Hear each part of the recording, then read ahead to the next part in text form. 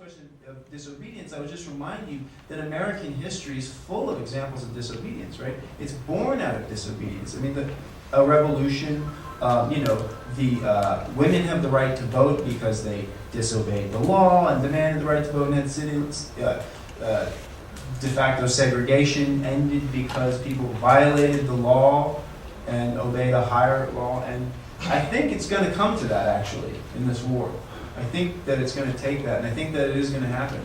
That after, if we keep on this for 3 years, which will happen, there's going to be a lot of dead and maimed soldiers. And it's going to be harder and harder to point to the crimes of Saddam Hussein, which are multiple, but unfortunately which were supported by the U.S. 1983, December 30th, 29th, 1983, Donald Rumsfeld shook hands with Saddam Hussein. The U.S. supported Iraq in the war against Iran because, recall that Iran had just taken hostages in 1979. They had this theocratic revolution. It was seen as a threat to U.S. power in the region, and they wanted to bleed Iran, and so they supported Iraq with $5 billion worth of loans. While our government was doing that with our taxes, Saddam, with the knowledge of our government, not the direct approval of our government, but with the knowledge of our government, was pursuing his genocidal campaign against the Kurds, the Anfal campaign, in which he used gas against the Kurds and created these mass graves. But see, our government knew about that and did nothing at the time. So, as U.S. casualties mount, as a situation... I think your analysis of what happened before and during and what's going on now is important, and I think the discussion is important. But when I signed that contract, I signed with the faith in my government that if called upon, I will serve. And then that discussion, if there's a question as to why I was there, it needs to take place after the fact. And I think if we question every single movement or campaign that the government has, we wouldn't have the military that we have now. And like I said, your discussion and your analysis is important, and I think it's important that we have the discussion. But when I signed the contract, I signed the contract with full faith that if called upon, I will go. Can I add to that? I'm sorry. Oh, you go ahead.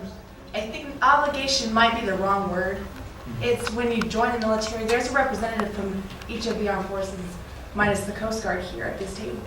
You gain this sense of duty, that you have that uniform on and you are so proud.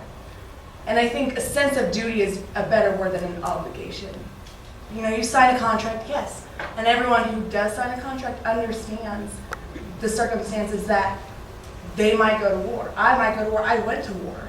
I went to Iraq for a year. So I think the sense of duty and country and brotherhood is a better term than obligation. So. Yeah, but the question is when does that get flipped and transformed, and when do you experience the duty and obligation as being like, in the interest of my comrades, I have to disobey. I have to be the brave one who risks being ridiculed by the larger society and say, no, I'm not going along with this, because I care about, among other things, these people I'm in this unit with, and they're going to fight for an unjust cause, and many of them will be killed and maimed, and I cannot endorse that and be part of that because I'm loyal to them. Let me just interject something as well. During the Vietnam era, there was a lot of so-called lawful orders, and it turns out that a lot of those so-called lawful orders was quite unlawful. And what happened, right, they placed on a contract of numerous servicemen, such as myself, a line called conscience objector. Are you totally against any war? Are you totally against killing someone? Now, don't get me wrong, I signed, hey, I have no problems. And being a Marine, I enjoyed doing what I did, regardless of what my sense of duty or obligation was.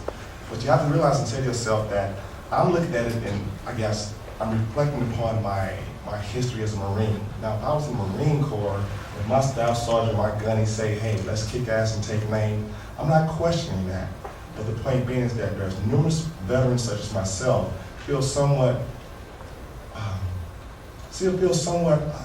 guess, embarrassed, for lack of a better word, of what they did based on the orders of so-called lawful individuals. Now, while you're in there in that gun battle or whatever situation may be, you're going to do whatever you have to do. But once you retire and realize that what you did may have been unethical, We have to sleep with that. The American people talking about this liberty and constitution and all that other stuff. Well, each one of you guys that's clapping should be over there fighting as well. Because you're not going to make that decision. I'm not trying to be pro-Bush or anti-Bush going as well. But for me to have been a crosshairs to squeeze that trigger, damn it, we better be right. And that's all I'm saying. Thank you.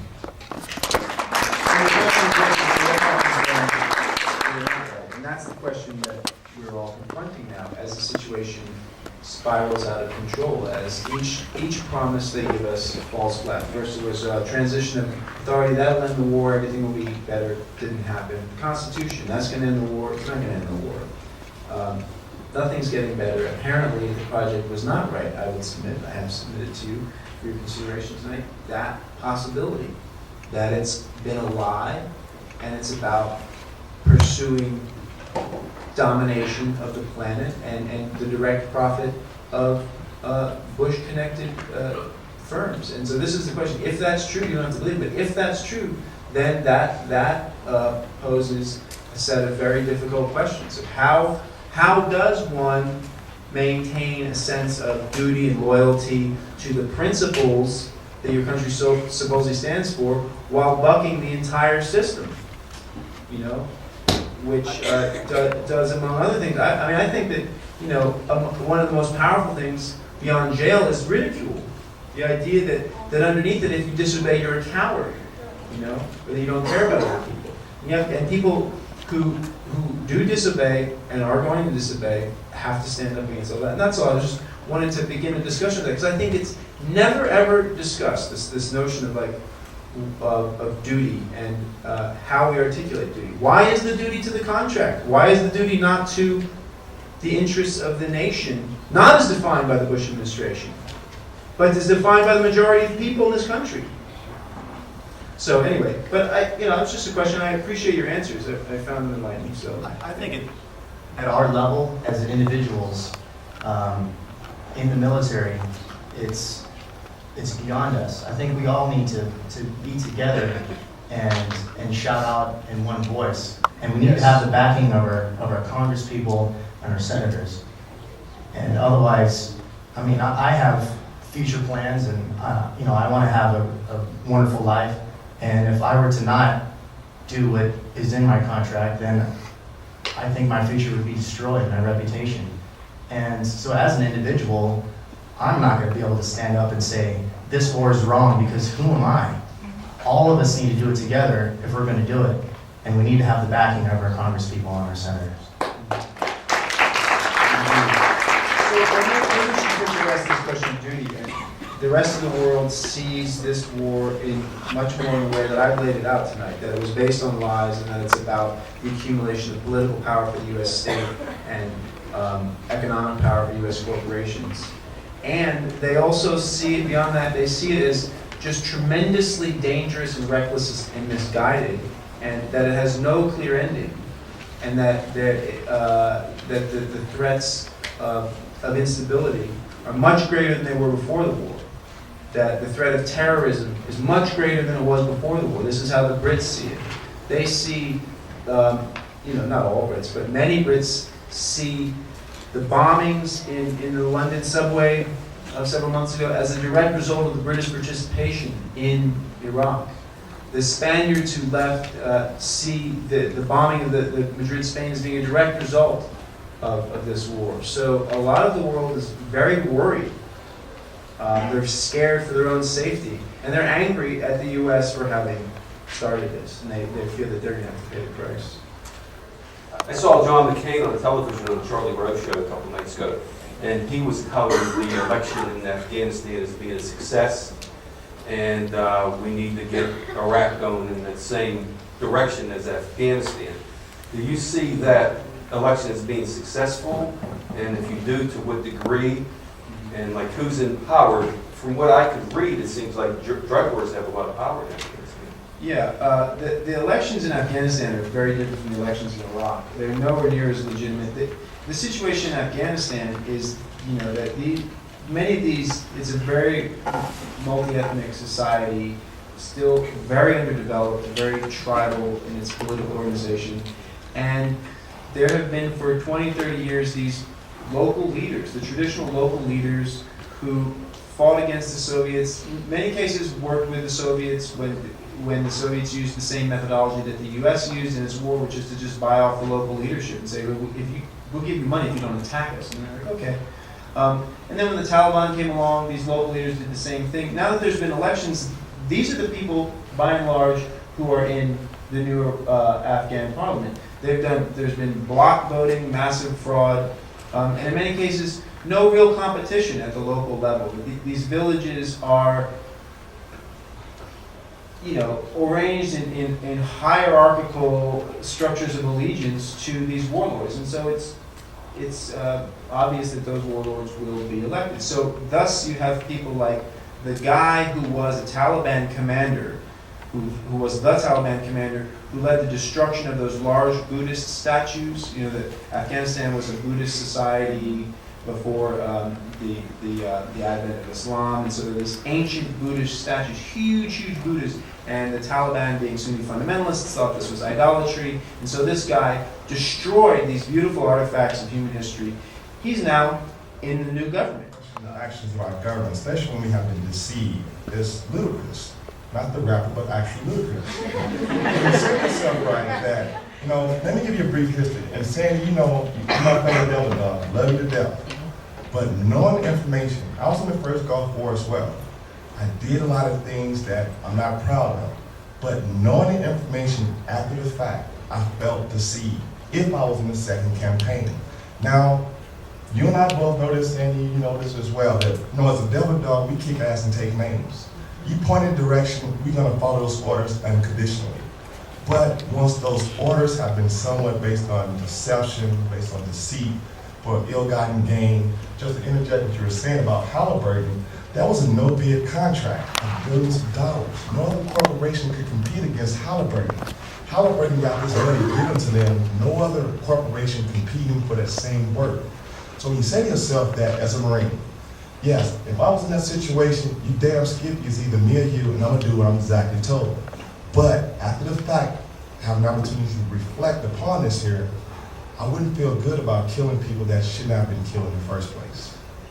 Because when it comes down to it, they train us for the sole purpose of doing what we do best. We're the first one to, we're the last one to know, the first one to go as Marines. And I think that my actions in the first Persian Gulf made me realize that it's more things to do than just want to support some ill-gotten gains to some corporation to support their wealth. If you understand the history of something, ladies and gentlemen, like the Dahran Agreement, which was made between Saudi Arabia with FDR and numerous other presidents thereafter, you can understand why we're not going up against Saudi Arabia and we decided to go against Afghanistan or Iraq. Know your history before you start speaking about your so-called facts. Thank you.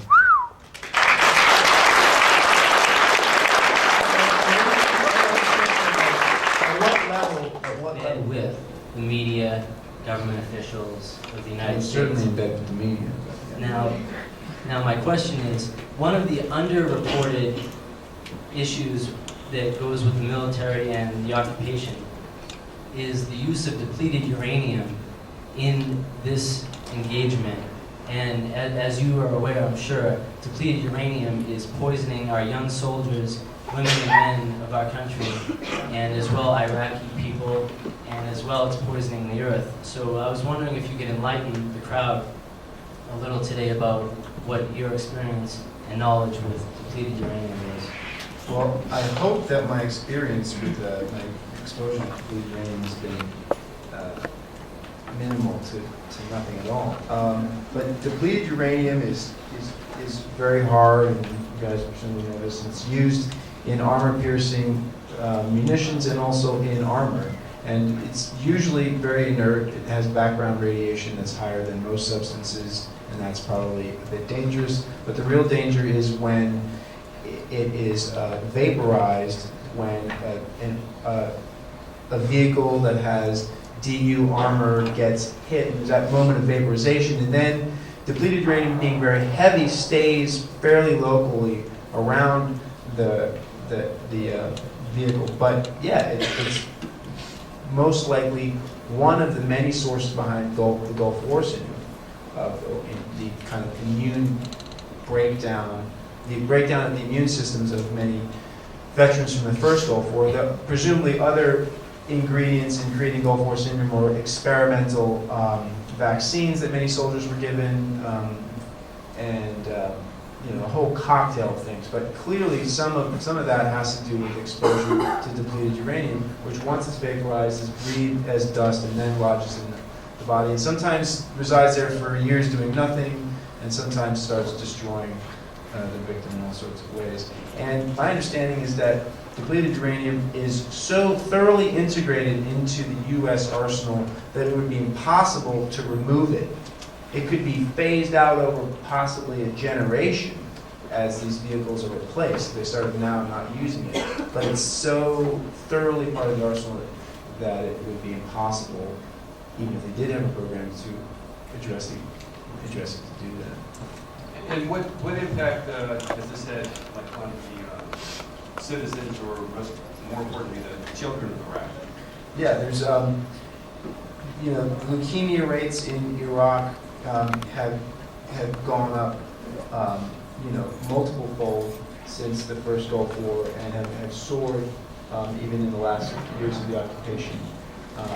Leukemia, brain cancer, types of cancer associated with uranium exposure are rife.